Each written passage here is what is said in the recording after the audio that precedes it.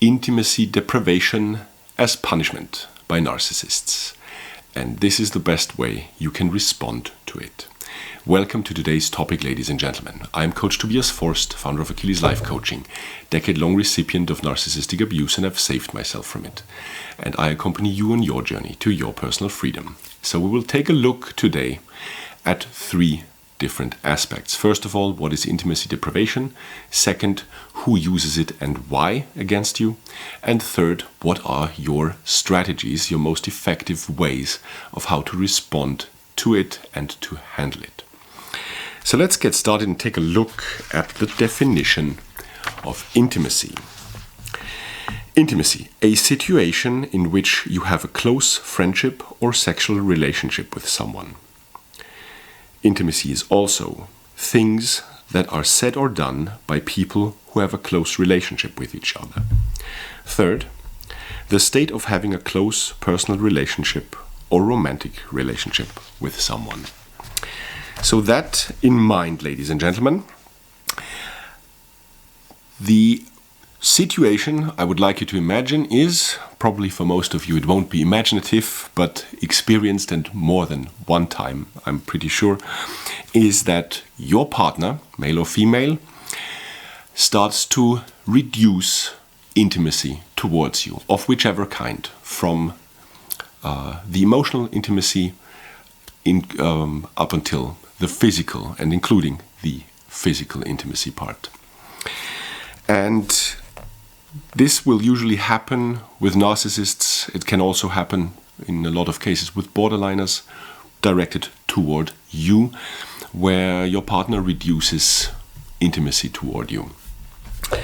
So, number two, let's take a look at why that is the case. The who we already clarified. The reason behind it is manifold. Let's start with this, that sex is being used as a tool against you in order to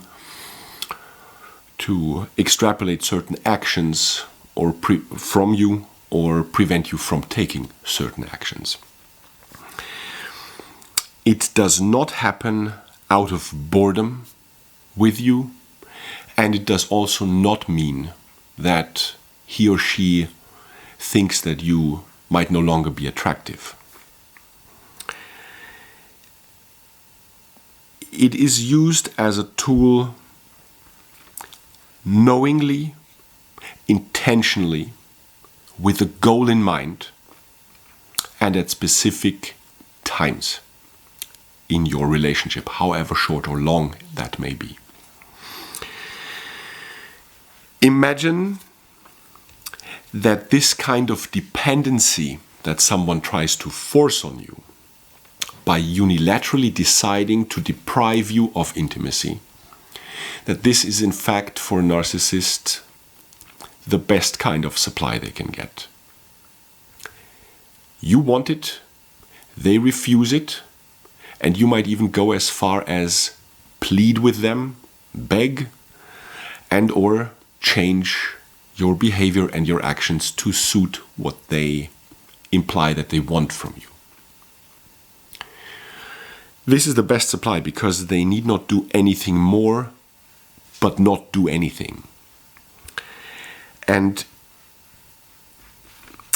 at first, when you start dating, you're being flooded with affection, intimacy, the horizontal kind or the vertical kind for the more acrobatic among you.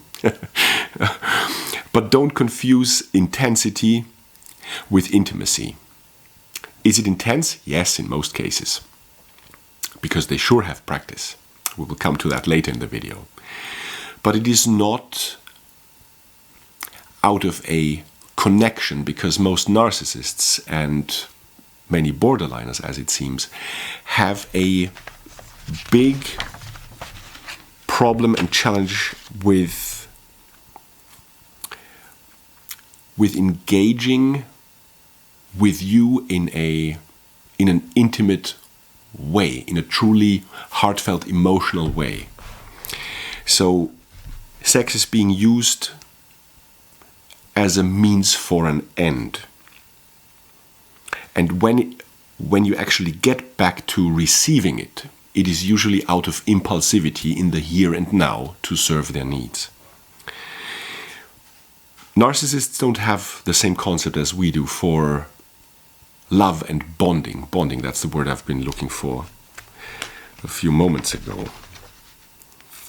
And when intimacy deprivation toward you is being employed as this tool, in most cases with narcissists, and in a majority of cases with borderliners as well, you can already rest assured, at least that's how the phrase goes, but it has nothing to do with rest, but you can be certain that they are already getting the intimate and sexual supply from someone else.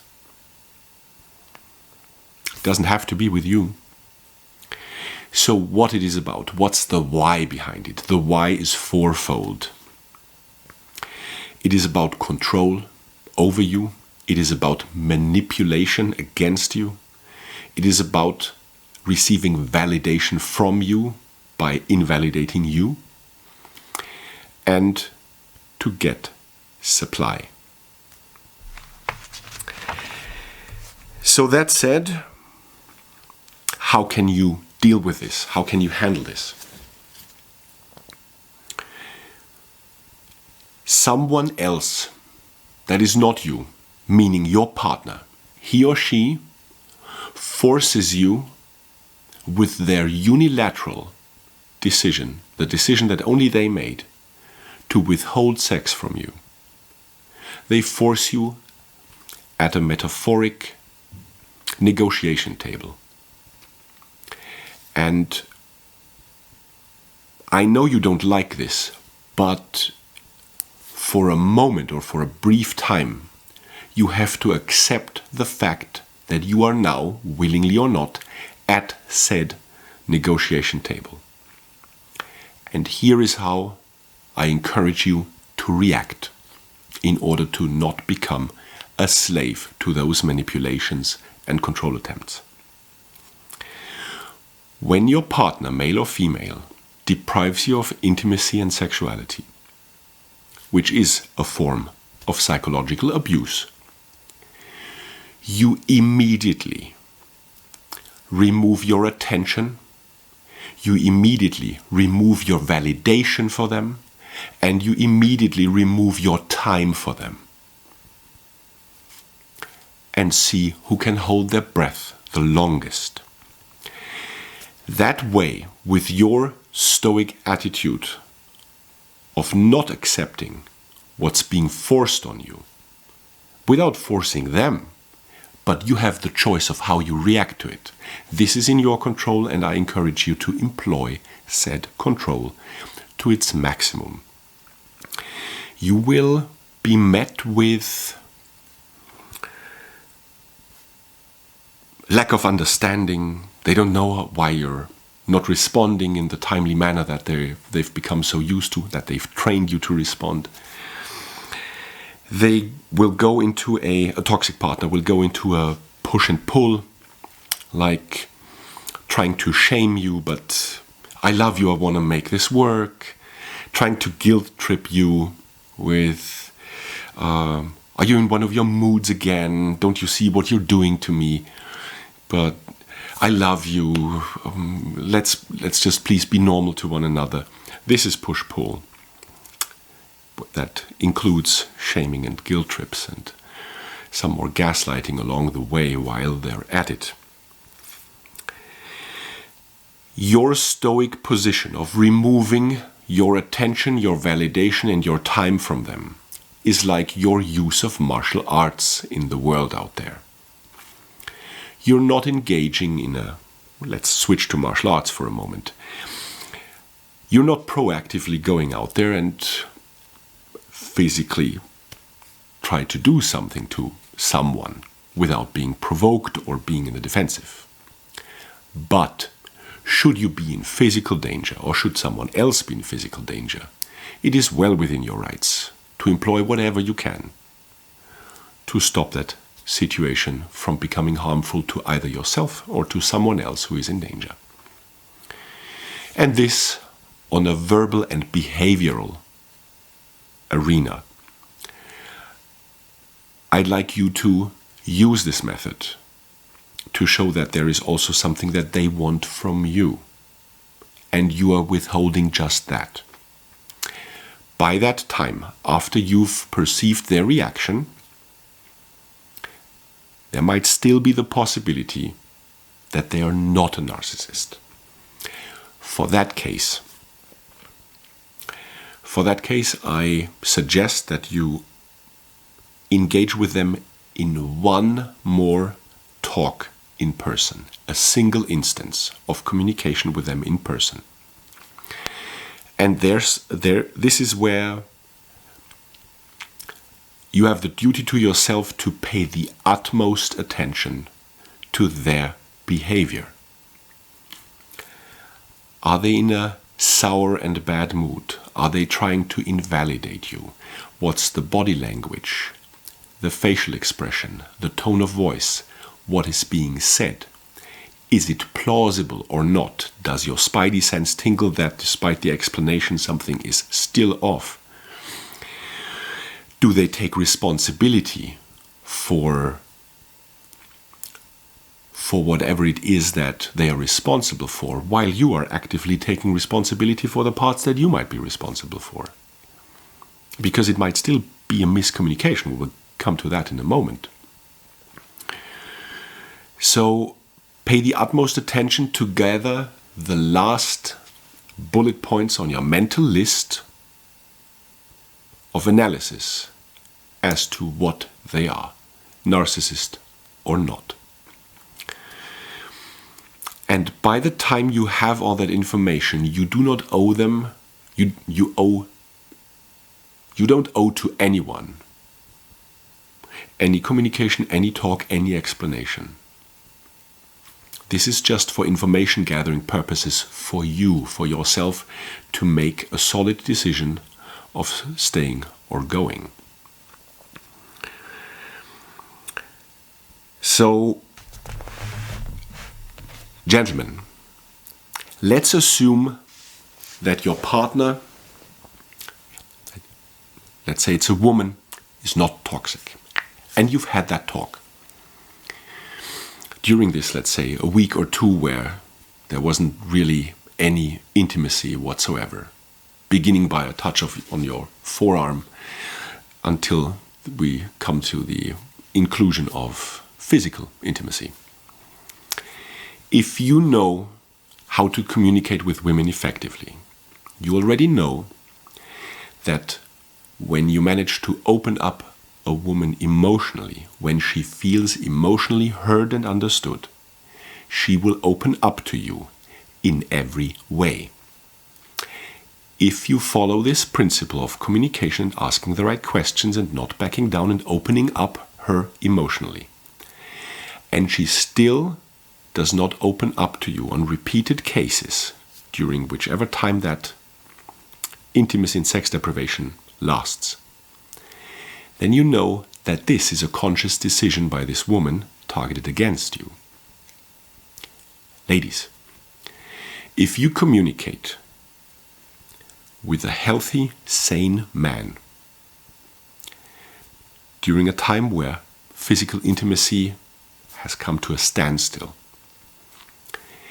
he will explain in a mature way if and which major stressor is in his life that impedes his libido at the moment.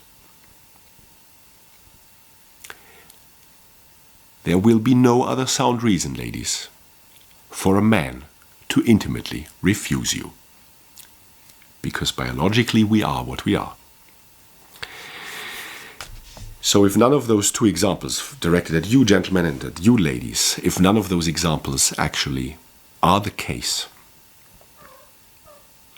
you already have your answer as to what they are. And you know, probably you know this channel by now for a certain hardline stance against toxicity.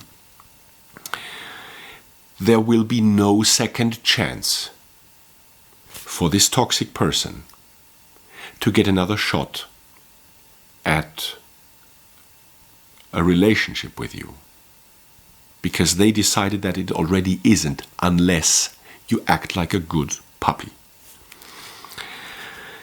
And by doing so and acting according to the strategy I recommended, you will actually dull the blade of the weaponized sexuality that they are using against you.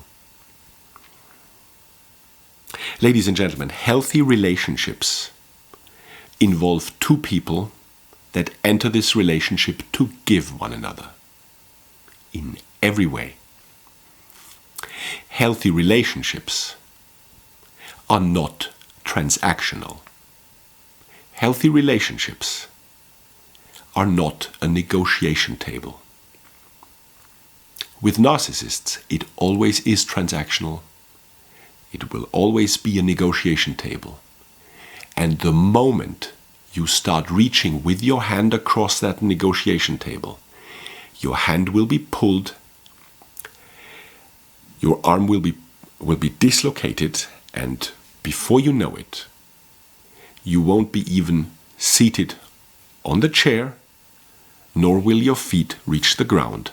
And over time, you will lie on that negotiation table that was somebody else's choice, and yourself will be dismantled over time. So don't allow yourself to be caught in games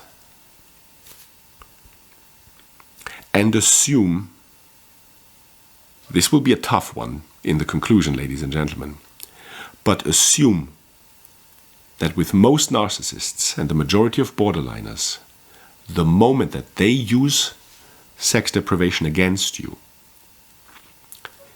there is already a third party involved that they are getting this aspect from. Furthermore, assume that while the two of you were dating, you were already that third party to somebody else who thought themselves to be in a relationship with said narcissist. Be your own hero and be your own heroine. Thanks for watching. I'll see you next time.